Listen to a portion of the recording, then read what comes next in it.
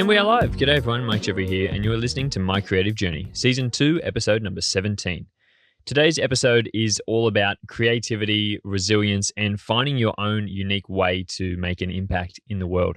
I'm speaking with Regan Shorter today, a UGC creator and storyteller whose journey is both, I think, inspiring and also super practical. One of the most fascinating things about Regan's work is her expertise in user-generated content, or UGC.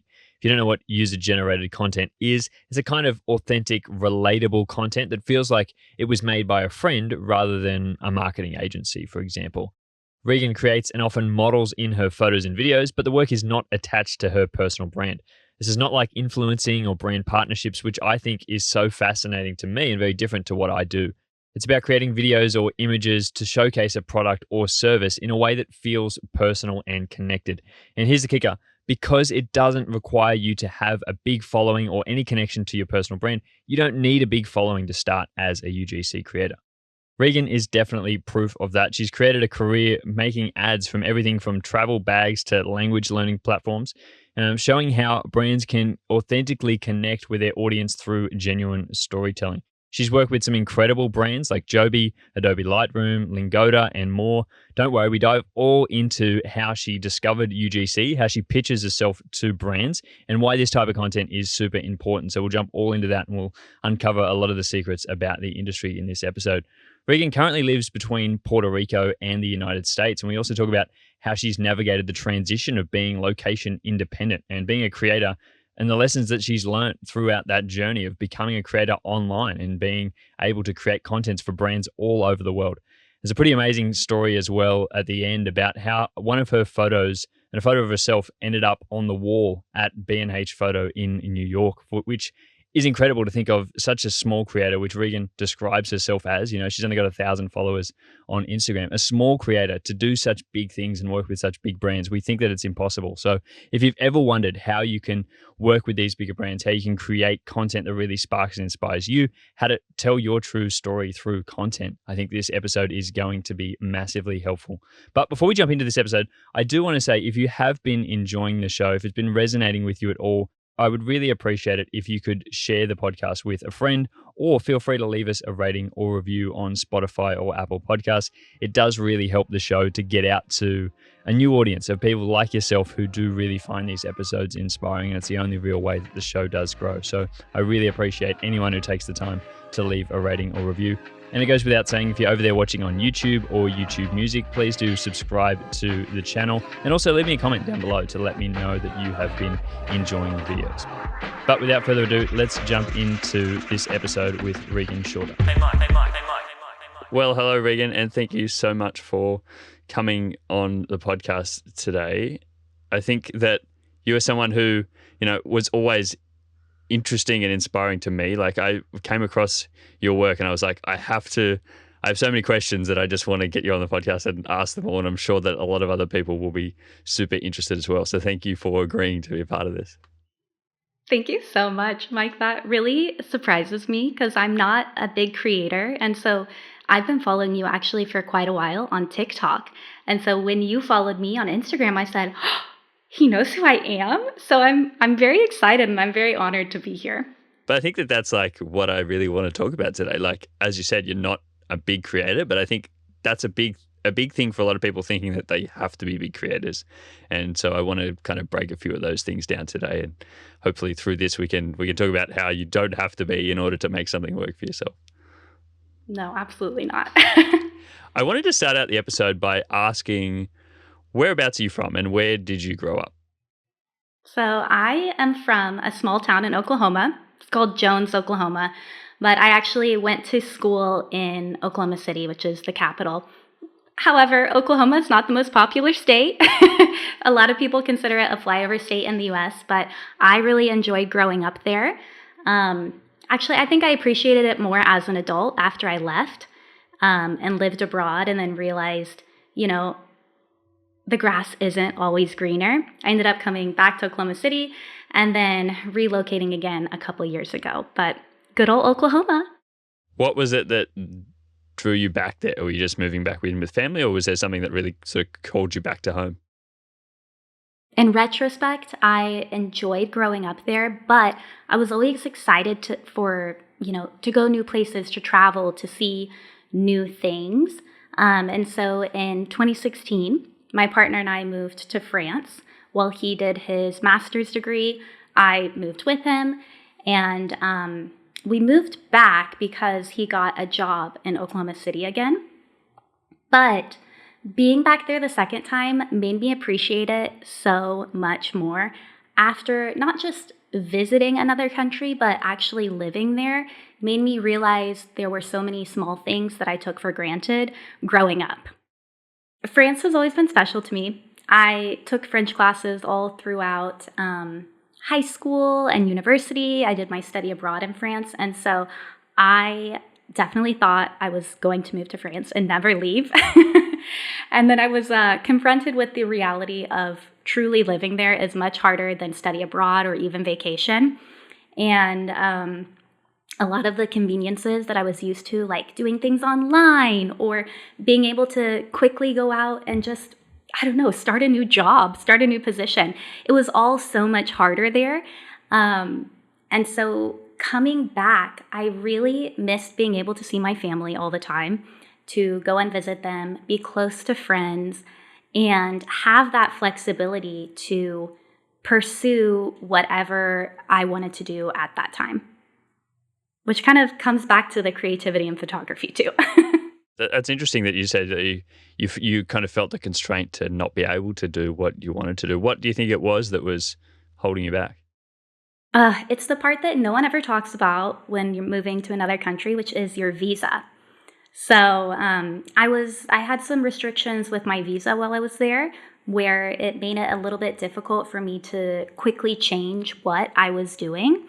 And so by coming back to my home country, obviously I'm no longer constricted by specific visas. I have a lot more flexibility. Absolutely. What was it, about the sort of travel? I'm sure it had a lot of upsides as well. Were there things that were really helpful and inspired you creatively about being abroad?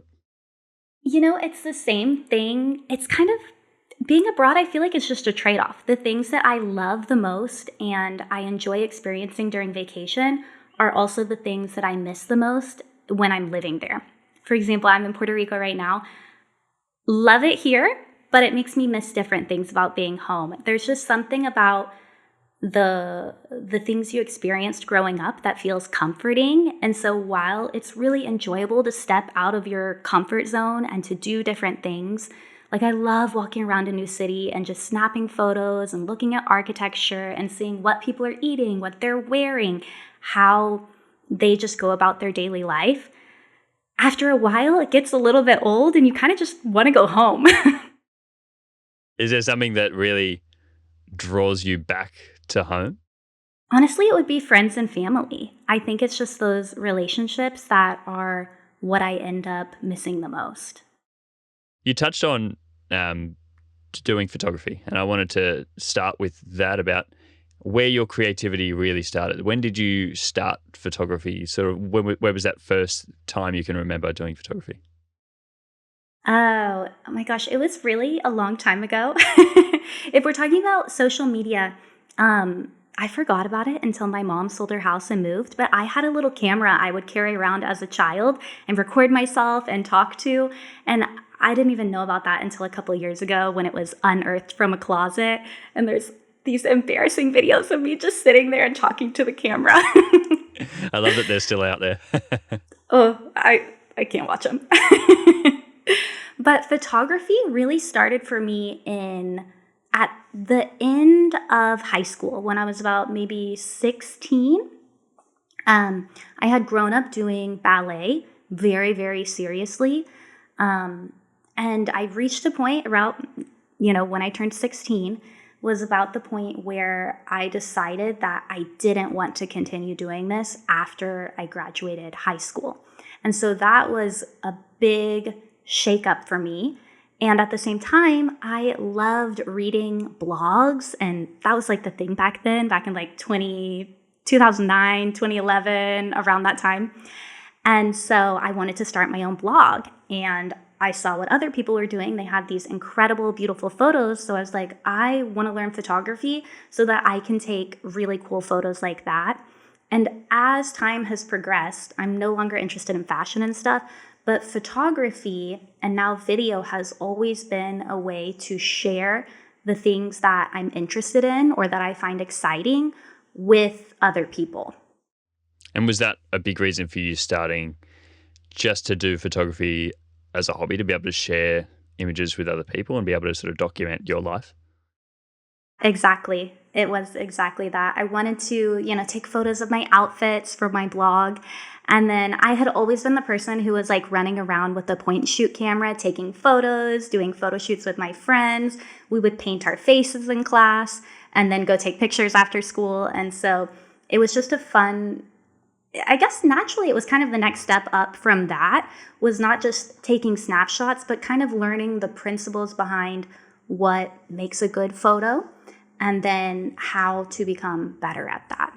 I think that's a really good place to come from, because so many people start with a very sort of technical aspect of photography, of learning what is the best image. And sometimes that can sort of lead you astray. And when you get too in the weeds about what's technically correct, that doesn't always make a good image or a good art piece in general. So for you, coming from a standpoint of, look, I just want to create something that I really like, that always, I think, tends to lead to success. Yeah, I have to agree with that too. One of the things I always talk about is that gear and the equipment that you use matters up to a certain point, but you can have the nicest equipment in the world and still take boring photos. And then someone who's a beginner with like a entry level digital SLR can take incredible ones too. And I think it just comes down to experimenting and creativity and trying new things to see, oh, no one's talked about this before, but this is actually a really cool technique. I'm going to start doing this. And you may never discover that if you don't just like play around and try a little bit. Well, how about we talk about that? What is for you one of the most sort of creative photo shoots that you've done, maybe on a constraint without all the gear? What's something that first comes to mind for you?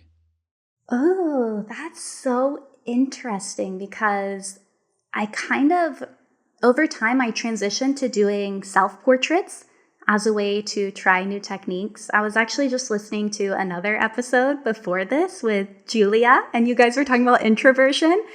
And I really related to that because I feel very uncomfortable sometimes working with someone that I don't know, especially when I'm experimenting, because I'm trying new things. I'm in my head. I'm experimenting, I don't know what I'm doing in that exact moment. And so for me, it's a lot easier to just use myself as the model. You're not someone that has, all the gear. And I think most people think that you have to have everything. I certainly don't. And I don't ever want to get to that place, because I think that having constraint opens up a lot of creativity. And I've always tell people this, that like you were saying before, some of the most creative people are these people that are just starting out and have just got a big spark for being creative and photography and what they can actually do with it, and stretching it beyond having to take a photo in a studio with perfect lighting on the perfect camera. That it can be much more than that. And I think for you, you are someone who has experimented, and I'm glad that you brought up doing a lot of like self-portraits, because that can be a great way to experiment and try new things, because a lot of us do get stale, and sometimes we're, as you said, scared to ask a client, if we're working with them, can we try this new thing out? So practicing, I'm sure, and trying new things has been really big in what you do. Yeah, absolutely. And I think, the self-portrait thing, you mentioned talking to a client and asking if you can try something new. I find that when I test with other people, they also have an expectation that something will come from it. And honestly, part of trying new things is sometimes they work and sometimes they don't. And sometimes it's not very good. And you look at the photos or you look at what you've made, and it's maybe not something that you want to share, but then the other person is asking to see it. And I feel like doing self-portraits takes a lot of that pressure off. It really is so much more than the camera. I think it all comes down to light. During the pandemic, because I was kind of stuck at home, I started to do more self-portraits because I wanted to learn how to use artificial light and studio lighting and stuff. And I realized, oh my gosh, you can get incredibly like sharp, crisp photos with, I think the camera I use is technically considered like entry level, maybe pro amateur. It's not top of the line or anything. But you can take incredible photos with that if you just have nice lighting. And even with your phone, you don't need a fancy camera. Yeah, you definitely do not need the best equipment. And I scream that to a lot of people when they're first starting. They think that upgrading will help. And yes, it probably will if you know how to use it. And I tell people only upgrade when you feel like you're being held back by the gear, not because you just think that you need the next best piece of gear, because you can probably do a lot more. And maybe, yeah, your camera doesn't take really good photos after dark. But if you can introduce a flash or off-camera lighting, it's going to be so much better. And that can sometimes spark a whole new strand of creativity where you're going out and trying new things that you had never tried before. Yeah, exactly. And that's something I really enjoy about artificial light is trying to recreate natural light is a challenge of its own. But then, yeah, sometimes you take a photo, you look at it, and you're like, wow, I had no idea it would turn out like that. Especially with like flash and artificial light. I feel like that happens a lot. Sometimes for the good, sometimes for the bad. Absolutely, definitely. I wanted to go back to when you were first starting photography. What was the kind of idea in your mind, or what was the goal of what you wanted to do with photography? That is a great question, because when I started, it was definitely just a hobby. First for my blog, and then I kind of took photos of my friends and stuff and would put them on Facebook like you used to do back in the day, where you'd upload every single photo into this huge album. And then it was in college that I started to make money from photography, but in a way I never would have expected. I went to a university with a lot of performing artists, and performing artists like musicians, singers, dancers, they need headshots for their auditions. And so that was actually how I started taking photos professionally. And I did not charge enough for it. Looking back, it was a great way to make money on the side during college. And did that open you up to thinking that you could do that sort of more professionally? I wish it did, but I think I was always very afraid to do photography professionally, because when I was taking headshots, I left university in 2014 and I immediately started a marketing job. And then I moved to France, and then I moved back home.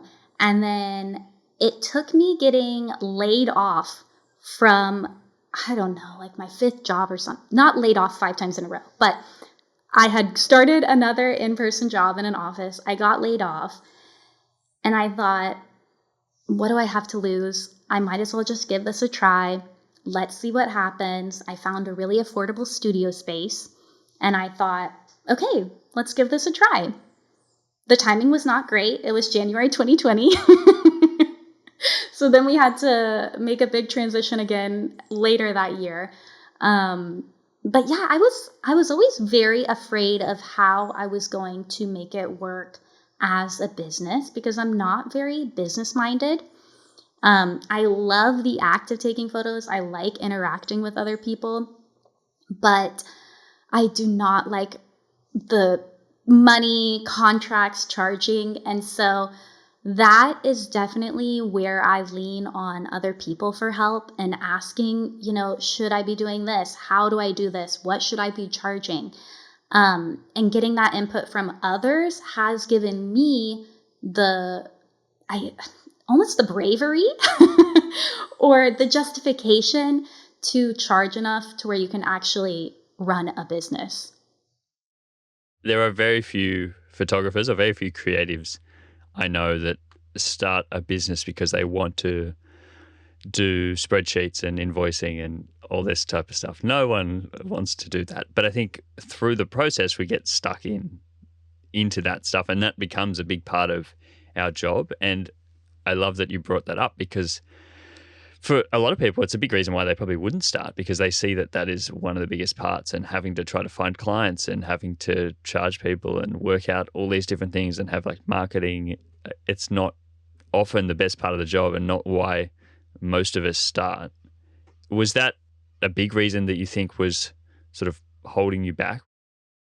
Yeah, absolutely. And still to this day, I do not enjoy negotiating or picking a price. I hate when you get that objection of like, you're too expensive. And I'm like, okay, I think we're not a good fit unless we can meet in the middle.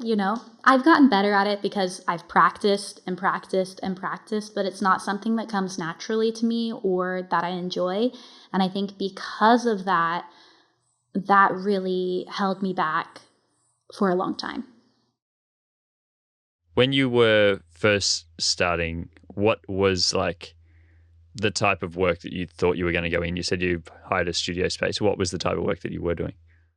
Yes, so I studied marketing in university. I always really enjoyed that. I've always loved social media. And so in January 2020, when I thought, okay, I'm going to do this seriously, I wanted to work with businesses, basically. I didn't want to do any families, any weddings, any portraits per se, outside of headshots or branding. And so that's what I started with, was like branding, headshots, product photography, more so working directly with businesses, because that was what I enjoyed the most. And the angle of photography that I found the most interesting, just because I studied marketing and I found that perspective more interesting than families. And I'm not a romantic, like I can't do the weddings. That's also so physically demanding. It is so hard to be on your feet moving around like that. I shot a wedding once and I said, never again. That's so interesting. I hear that from so many people. And it's crazy because, I'm like, I just love it. I love going out there and I get very anxious and very nervous before I go to a day. And I think that that's something that surprises a lot of people. But as soon as I'm out there, I feel like this is a really nice place to be, and I just love being in that atmosphere. But it's so true that you can find a style that works for you. I think that's so refreshing to hear, that you don't have to enjoy it, and you can find something, you can try something and say, hey, that's just not for me. I did the same thing with family photography when I first started, and I just could not work with small children. I just don't know how to do it. I'm just not at that stage in my life where I can make that work, and so I was comfortable to hand that away, even though I was getting a heap of inquiries. It just wasn't work that I enjoyed. So I had to stop that. And I really resonate with where you started, because for me, I tried to go down that sort of product photography route when I was first starting. And then it kind of I got over it pretty quickly and started working with other clients. And it was like, look, I love that. I love working with people and being able to direct them and work closely with them. What was it about you? Like you said, you had a marketing background. What was it for you, like doing product photography and branding and that type of stuff, that really drew you in? I didn't go into university planning to be a marketing major. I definitely went in thinking that I was going to major in finance or economics, because I always grew up loving math. Turns out I don't like business math. But what really hooked me, I got super interested in marketing, and I loved the theory behind it, and I loved seeing creative ways that people could share a message and connect with others. I guess ultimately that was through business that I found most interesting, but basically, as a photographer, you are working with the business and trying to figure out how to bring that idea or that message that they want to life through imagery. And so it kind of combined two of the things that I was really interested in, which was photography and then marketing. Now, I didn't like working in a corporate marketing position, but I really enjoyed having a lot more creativity and brainstorming together and building mood boards and figuring out, okay, how do we take what you want and bring it into something real that people can see? What were the type of people you were working with when you first started in that space? So when I started in that, I was in Oklahoma City, which is a bit of a smaller market. And so my mentor at the time, or who I consider my mentor, she ran a graphic design studio, so a branding agency. And so a lot of the projects that I was able to work on were because of her. And it was so nice to be able to work with her as well as another creative person, because she really knew what she wanted in the briefs. She knew, visually how to express and explain what she was looking for. And that was just so satisfying, because sometimes during that creative process, like you said, you get the brief, you provide a creative treatment, and it's not quite what they're looking for. And then there's a bit of back and forth. So working with designers is fantastic, because they do know more of what they're looking for, and they know visually how to represent that. And I love that she doesn't sugarcoat things either. She kind of just says it how it is. And that's what I really need. I'm a bit of a people pleaser. And so I really need someone to just say, like, Regan, don't do it this way, do it like this. And to provide really clear instruction and guidance, because I find that to be the most impactful. Maybe not the easiest to hear every time, but the most helpful. Have you had other people along your journey, other sort of your mentors who you have learnt from?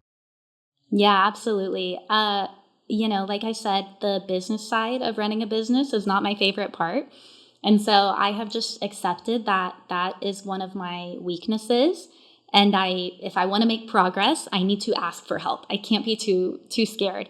And so, as social media changed, and as my own, situation changed in my own life, I started to move away from photography and do more video content. And so now I actually do more video than photography, which is fine by me, because I can keep photography as a fun, creative thing.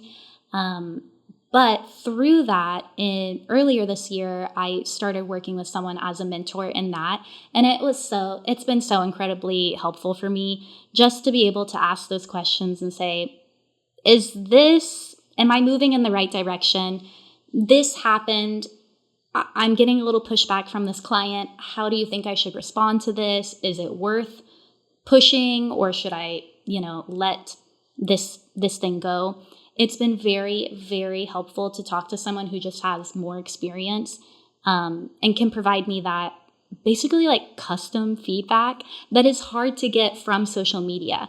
Like you said, I've spent a ton of time learning from videos, but sometimes you're not sure, is this applicable to me? When do I keep pushing? When do I stop? And so having someone to ask just makes that so much easier. I feel like that's a real skill, to be able to know when to ask for help.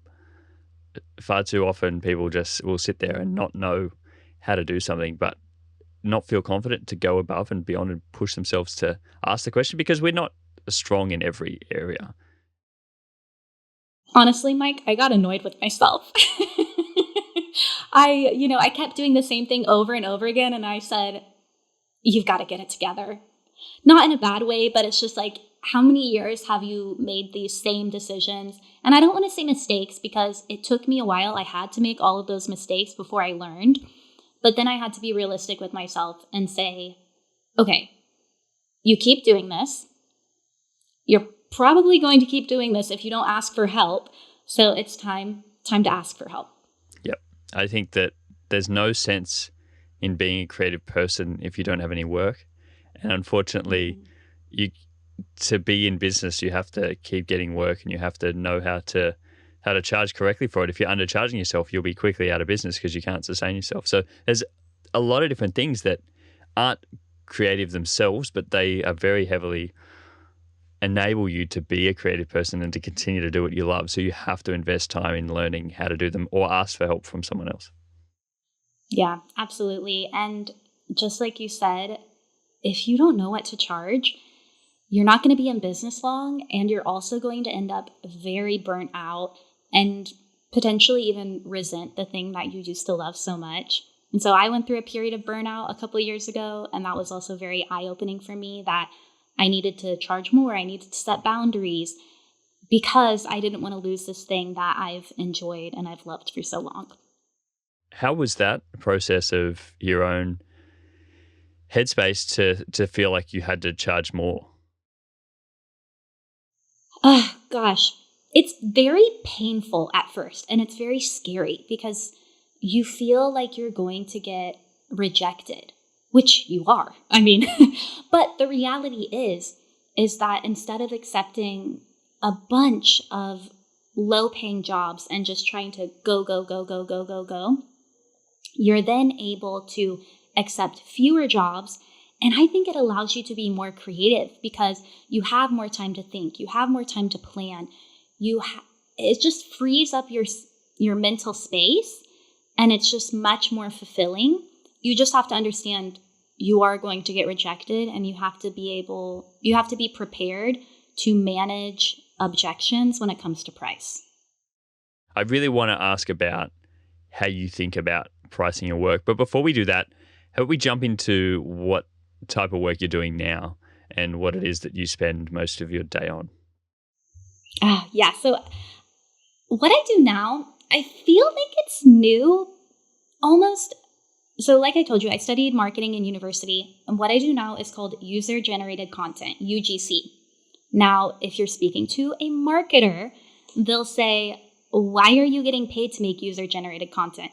Basically, in the early days of social media, this would be photos that people take of a product and upload, and they're not getting paid to do it. It's all organic. As video content has progressed and social media has very rapidly evolved in the past few years, now you can get paid to make content that looks like someone uploaded it organically. It's a very interesting space, and I'm so intrigued by it. What was your first exposure to thinking that that was something that you could do? So I had been doing it for a couple years before I learned what the term was.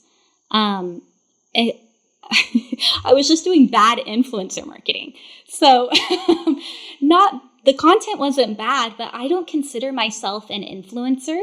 So I was making the content, but because I don't consider myself an influencer, I wasn't necessarily making a bunch of conversions or constantly marketing to my audience, but I was still making the same content that I do now. And so it was actually about a year ago when I learned what the term was, and I realized I'm already making these videos. I love making these videos. I don't want to be an influencer, but I can still get paid to do the stuff that I enjoy without being an influencer. And it's called UGC. I think that's a crazy revelation for you, but also for a heap of other people as well, that you could get paid to make influencer content that, as you said, most of us probably think of as being free content anyway.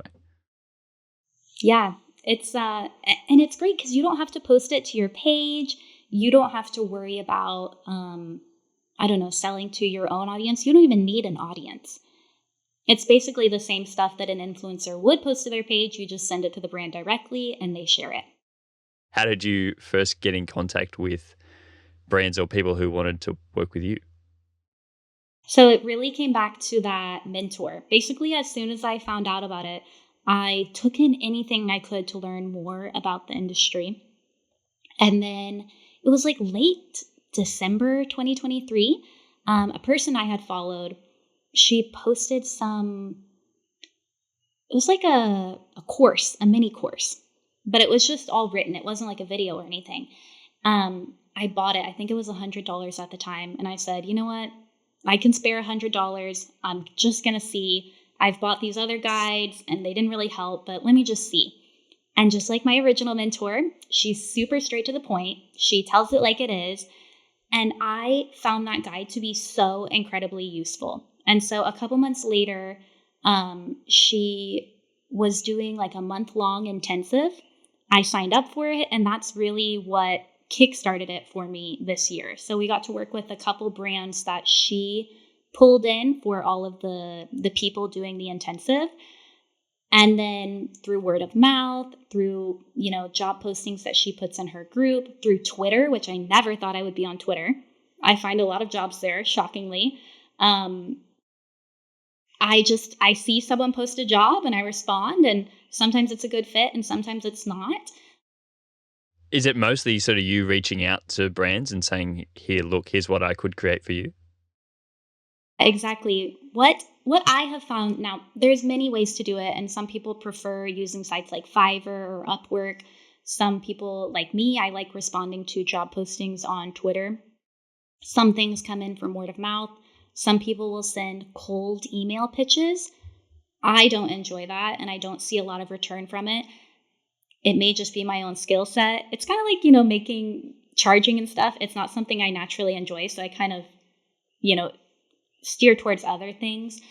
But yeah, typically I will find someone on Twitter. There's so many job postings on there for UGC, and I will send them my information, send them a video I've made in the past that I think would be similar or that I'm really proud of and would like to make more work similar to.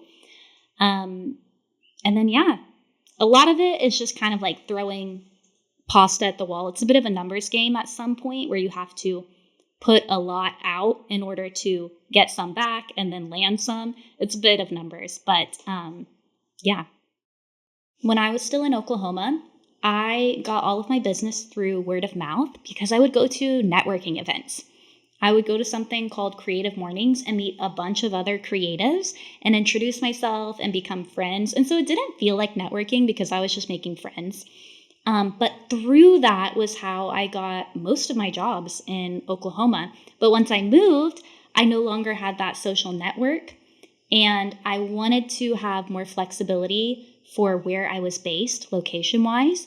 And so I had to learn how to do that on the internet, which I hadn't done before. What was that transition like to being completely free of the location you were based in?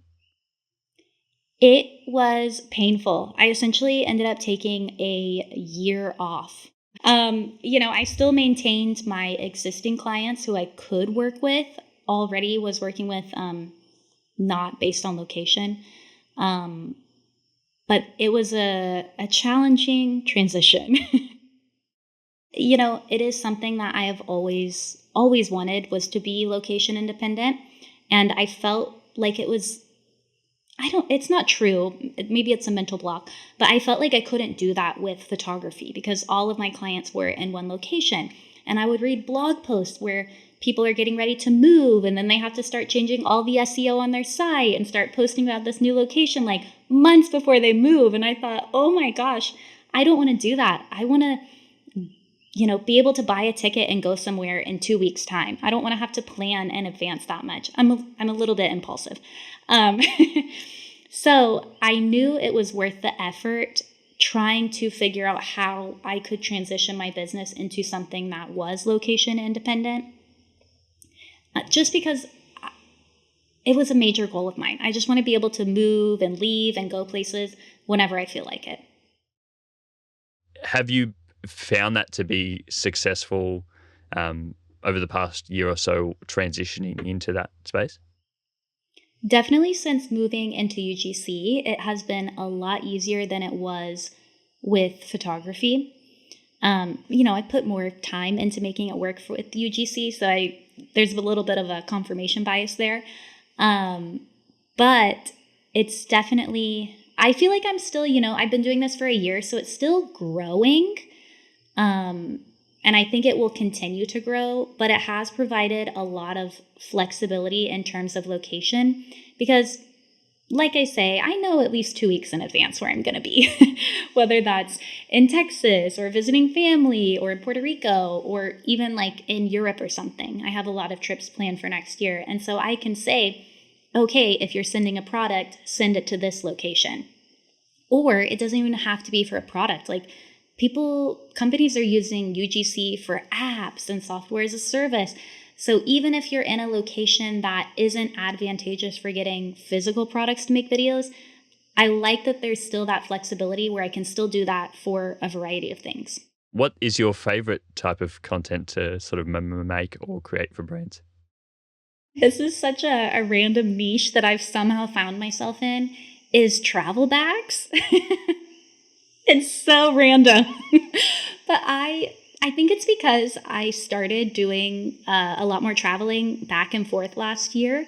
And so I've become very like picky about the way I pack, and I see all of the problems because I'm packing and repacking, and I can only take a backpack or I can only take one bag.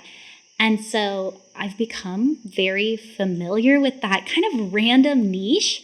And so I love when I get a new travel bag and I get to work with a company, because it's just something that I'm naturally interested in. And I feel like I can make the videos better, and I know the problems that people have and that we can address that in the ads. What would the steps that you would take to sort of get a brand on board, or to really put yourself in a position that you are the person for that job? I think before you are pitching to companies, similar to photography, you need to have a portfolio that people can look at and they can say, oh, you do know what to do, you know what you're doing, and that they feel confident paying you for. Now, in the beginning, you can just grab things around your house and make videos with that, or you can do unpaid projects. I'm not a huge fan of these, but a lot of companies need videos and they will send you a product for free in exchange for a video. At a certain point, you have to stop doing that. But if you're building your portfolio, that is a great way to do it, because you don't have to pay for the products, and then you have, a video to add to your portfolio at the end. But once you have that portfolio, and it doesn't even have to be on like a website or fancy or anything, it could be like a folder of videos on Google Drive. Obviously, it looks more professional to have a website, but you don't have to overthink it. Then you find the companies that you're interested in and you say, hey, do you have any upcoming marketing campaigns? Do you have any sales? Do you have any new launches that I could make content for? Here are some ones that I've made in the past. I'd love to bring, this same skill level for your brand. So I was very lucky in that I was doing UGC for a while and I didn't know that I was doing that. So I already had a roster of videos that I could pull from, as well as some numbers and statistics. I also had a couple videos that did really well on TikTok and my Amazon storefront. So I could actually see the sales numbers to say, hey, this video sold 200 units and made $3,000 in revenue in the first 30 days. Now that is invaluable when it comes to pitching, because ultimately what the brands want is conversion, and they want more sales, or they want to build awareness. But at the beginning you might not have that. And so, another really helpful thing to look for is, as you're swiping through Instagram or TikTok, if you get a paid advertisement and it looks like native content, like something someone would post, take a screenshot, save that to a folder, and then that those brands are already running UGC. And when you pitch to them, it's more likely that they're familiar with the content type and are likely working with other people similar to what you want to do. And so was that, like, for you, the strategy that you went about? Like you said that you were already sort of sharing the work as well. I find this really interesting because for me, being in more of the influencer space, it's completely different in that I'm trying to sell me as a brand, as me being the person who's going to actually sell the product. For you, it really doesn't have much to do with you, and I think that's why it's a whole other thing. But you were talking about you were already sharing content like that before, and you'd seen that had worked. Was that something that you were trying to do on your own, or do you still do that type of stuff for yourself? I still do it a little bit because sometimes I just find a product and I like it and I want to talk about it, and I want to share with people my own experience. I've always made videos or photos or had a blog, so I just like talking and sharing things on the internet, which is funny because I'm an introvert, so I am very shy in real life, but I don't know, I just feel I love talking to strangers on the internet who have the same random interests that I do, because that's hard to find in real life. Not everyone wants to talk about a travel bag. But so I already had some of that content and I already had some numbers. So when I very first started, I told you that I did that intensive with my mentor, and they connected us with some brands during that first part. So I was able to add more to my portfolio and say, okay, look, I've worked with more than just like one or two brands. And then I got on Twitter and I looked at the hashtag UGC opportunities or UGC creator. There's a million hashtags on there. Once you get on there and you start exploring them, you'll see the posts start getting recommended to you. And so I would see any that I was like relatively interested in, or I could see value in. Like, I don't apply to every single one because I just don't believe in all of the products. Like, I will probably never promote a supplement because I don't take supplements myself. It just wouldn't make sense. I'm not interested in it at all. But I would apply to any that I was interested in and then start messaging back and forth. Sometimes you have a call. But another way to do it is to screenshot, ads that you see on your own social media and say, oh, okay, they're running ads. They probably need more creators. And as you get more involved with the community, everyone is super nice and friendly. And you can see, oh, let's say Sarah posted an opportunity, or she posted her own example from when she worked with this company. Now I know they work with creators. Let me add them to a list, and I'll pitch them at some point through a cold email or something like that. And what does that sort of pitching process look like? What are you including in an email? Are you including a price? Are you talking about what you can bring to them? Because I think a lot of people expect that opportunities are just going to come to you and they're going to be saying, this is what we need. Are you going the other way and saying, this is what I can deliver? You really have to be proactive at the beginning, because if no one knows who you are, like if you don't have a social media following, no one knows who you are. They're not going to reach out to you because they don't know that you exist. And so, one of the things is if it's like a product that I want to buy, and I will go to their meta ad library and look to see if they're running, what kind of ads they're running, if they're running UGC content. If they're not, I will send them a little bit of an email and be like, hi, I really admired your products. This is why. I noticed that in your ads, you're not running any UGC content. Is this something you've considered before? If so, I can send over some ideas. Sometimes if they are running ads, you can just send a couple ideas off your head and say why you like that company and why you'd like to work together.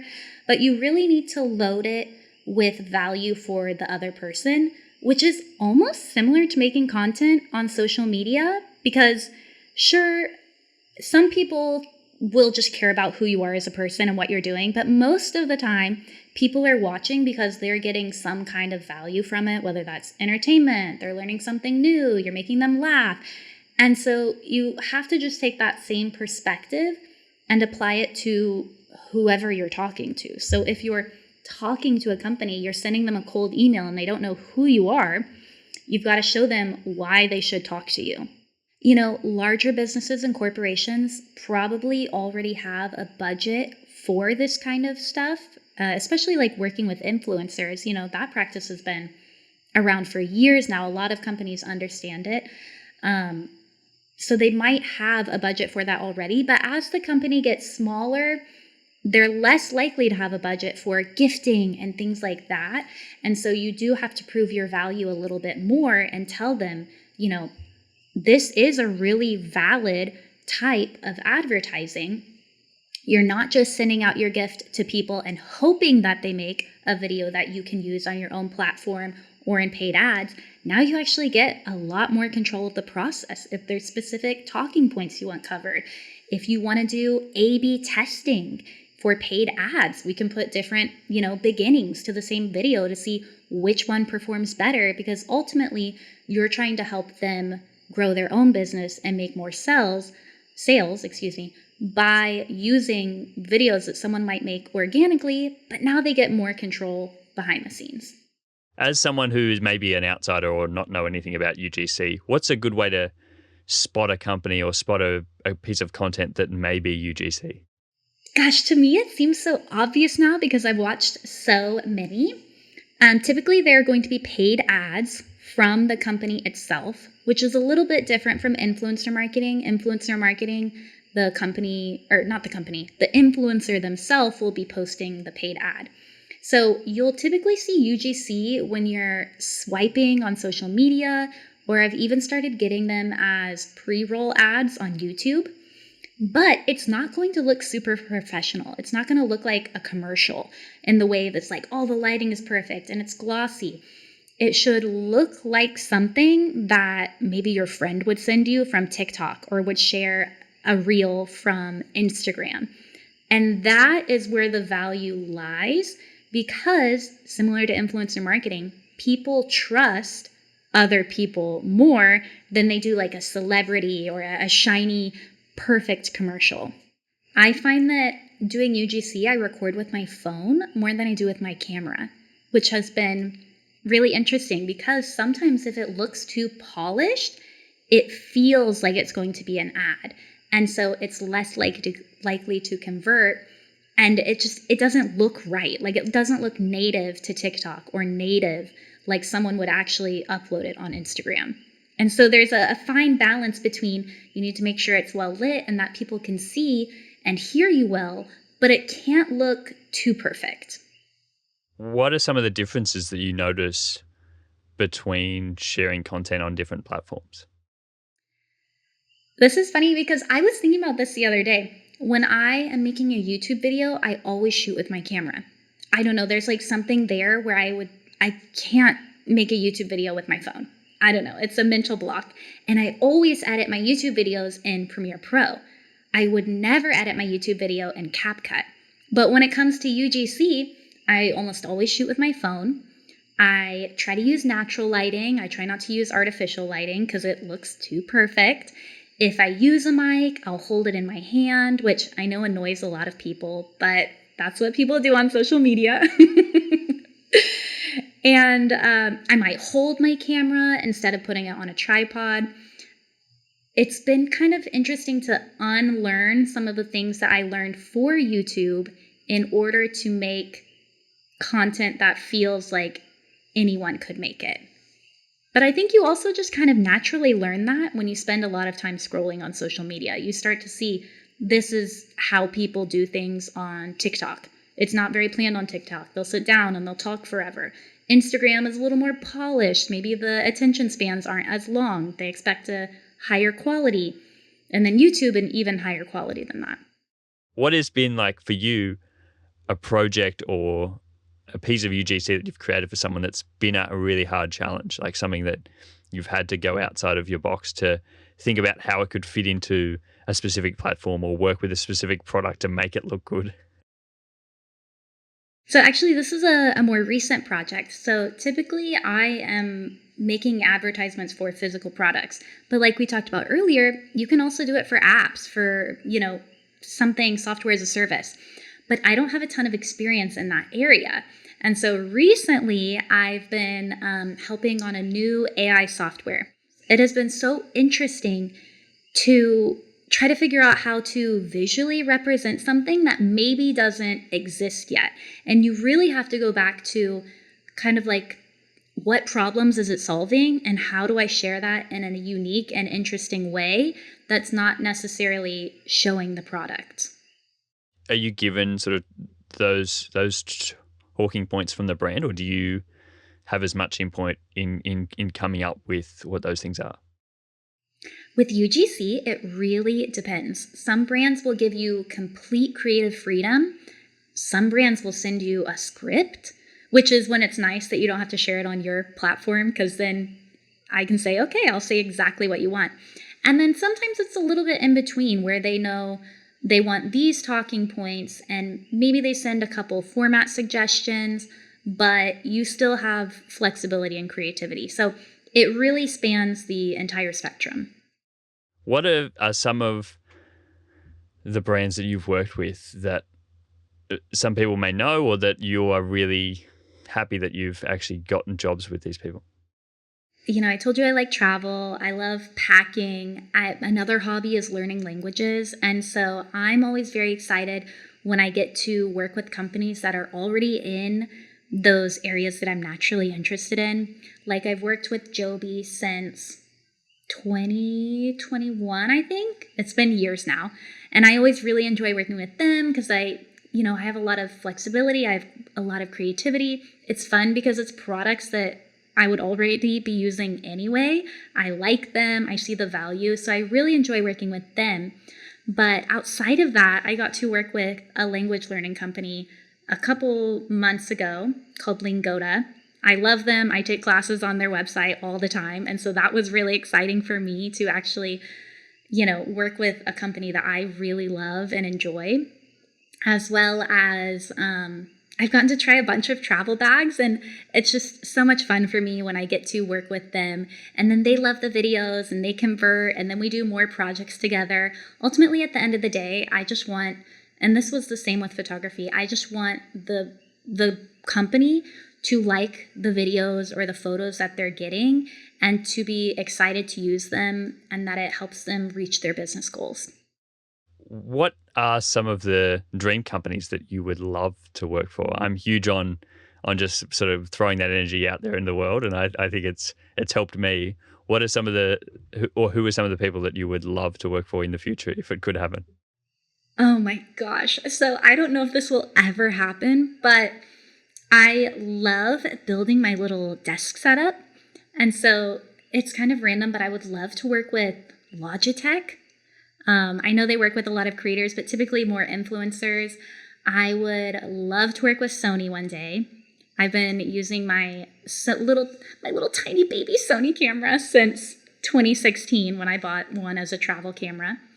And then, gosh, I would just love to work with more like photography related type brands and companies as well, just because it's, I think, the thing that I've been interested in for the longest. Since I was in high school, I've had an interest in photography, and it's always been an outlet that I can use to share my other interests that pop up, and then sometimes they disappear, and it just depends on the year and the time of day. But I'd love to work with more photography brands as well. I forgot to mention this earlier, but I got the chance to work with Adobe Lightroom last year and this year by hosting a photo walk. And that was also kind of a crazy moment as well, to say, wow, this software that I've used since I got my first camera, I now get to teach other people about that. And that's really cool. I think it's so special that you get to work with those brands. And I wanted to come back and touch on something that we spoke about before, is that actually pricing that work. How do you price work when it's so special to you and it's so close to what you want to do and opportunities that you've been able to get through it? It must be so hard to put a price on how much that's worth. I gotta say, those are the hardest ones, the brands and the companies that you really want to work with, because I feel like at that point you're willing to accept maybe a lower price because it's something you really, really want to do. And so, but it's also a challenge at the same time as well, is the bigger the company, I feel like the more strict they are with their marketing budget. And so sometimes there's less flexibility to negotiate, because it's like, this is how much money we have for this campaign. This was set aside a year ago. We only have so much room to go up or down from that point. But on the other hand, with those big companies, it's also very prestigious to be able to add those to your portfolio, and it helps a lot when you're pitching others as well. So it's a trade-off, because sometimes the budgets are lower or they're firmer, but it gives you more negotiating power in the future and it gives you more credibility with other companies too. I wanted to sort of close out the episode by asking, do you think that what it is that you've been doing, do you think that it's been really successful for you? And even more from that, do you think there's been a moment where you really sat back and thought, wow, I've actually achieved this, or this has been a really big success for me? I started this kind of in January to March-ish this year. So for me, I still feel like it's continuing to grow, which is very exciting, because now I'm excited for next year. I'm excited to see, where I'm at the end of 2025. And I don't know that I've had a specific moment yet where it's like, wow, I've finally reached that pinnacle. But at the same time, I feel like if you ask anyone, they would say the same thing, because you're constantly moving the goalpost as you reach new heights, and you're like, oh no, I just want a little more. I just want a little more.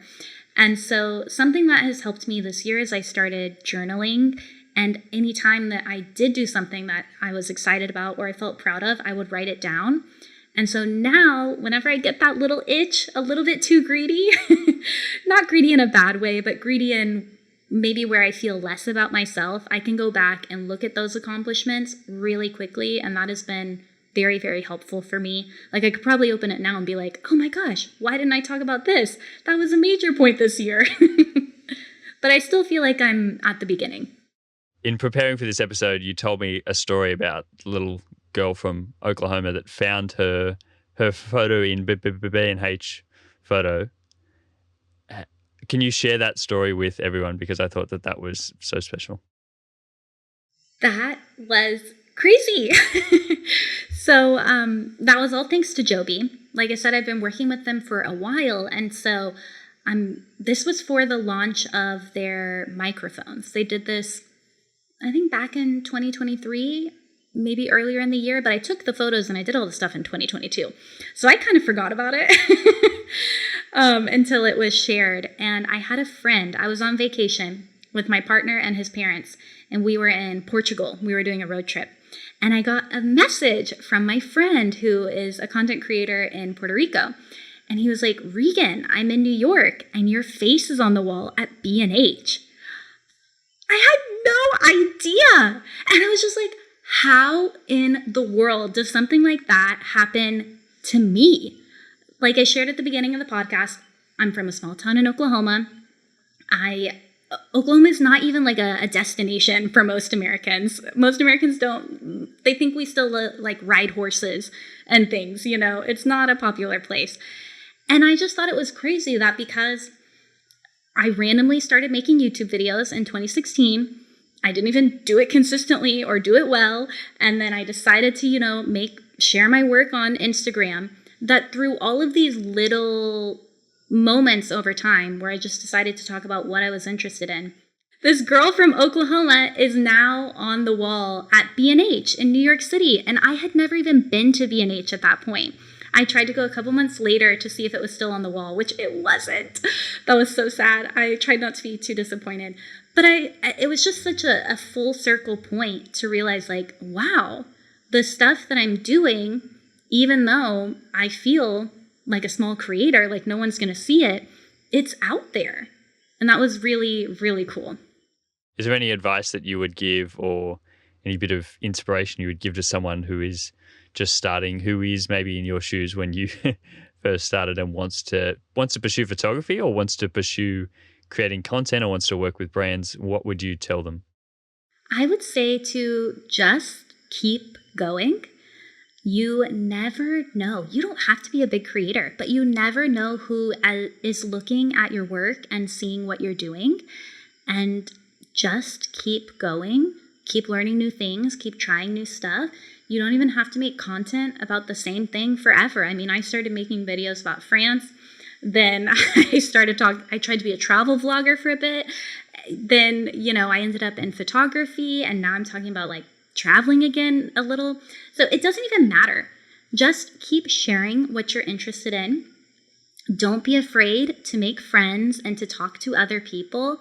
And you don't have to have all the followers or all the numbers to still turn this into a living. I think that's going to be really helpful, Regan. And thank you so much for sharing so much on this episode. I'll leave links to all of your stuff down below. Where would you say the best place is for people to come and find you and say hello? Probably on Instagram. That's where I'm most active. And probably the content I share there is going to be the most interesting to people listening to this podcast, because that's where I share more of my creativity and photography stuff. Lovely. What is a big project that you're going to be working on in the future? I have some skills I want to learn. And so those will probably bleed into my personal projects. Gosh, I don't like to talk about them because sometimes the idea is there and I never execute specifically what it is. That's why it's always good to have it out there in the world. I know. But then people will be like, Regan, you didn't do that. Talked about this and you never did it. So I'm hoping to do more animated photos, though, and to bring more of my skills in After Effects. And I'd love to learn Blender this year and add a little bit of 3D into that. I started, and it's very challenging, so we'll see. Thanks, Regan, and I really appreciate you coming on this episode. Thank you so much. Well, that is the end of today's episode. I really hope you enjoyed listening to this conversation half as much as I enjoyed having it. If you did enjoy today's episode, I would really appreciate it if you did leave us a 5-star review on Apple Podcasts or a 5-star rating on Spotify. Or if you're watching over on YouTube, give us a thumbs up and leave us a comment down below to let us know that you did enjoy this episode. Also, feel free to share this episode on Instagram and tag me at Mike Jeffrey Photography so I can reshare them on my stories. And also message me and let me know who you would love to hear on an upcoming episode of this podcast. You know, I've always tried my best to be able to have conversations with people who are in the creative space and people that I think would be a good fit on this podcast. And I would love your input as well. In a very privileged position at the moment where, you know, I'm able to reach out to people and have them on my podcast and have really interesting conversations with a whole range of people in the creative space and talk about their creative journey. So if there is anyone you would love to hear from, please let me know and I will do my best to try to get them on the podcast. At this time, I would also like to acknowledge the first creatives of the land on which I am recording today, Aboriginal and Torres Strait Islander people of so-called Australia. As we tell stories of today, I just want to reflect on how First Nations people here and across the globe have guided and informed our understanding of the creative journey. But until next week, friends, have a lovely week and I will speak to you all again next Monday. Bye. Editing and post-production on this episode was done by Mossy Media, and music was created by JWPATON.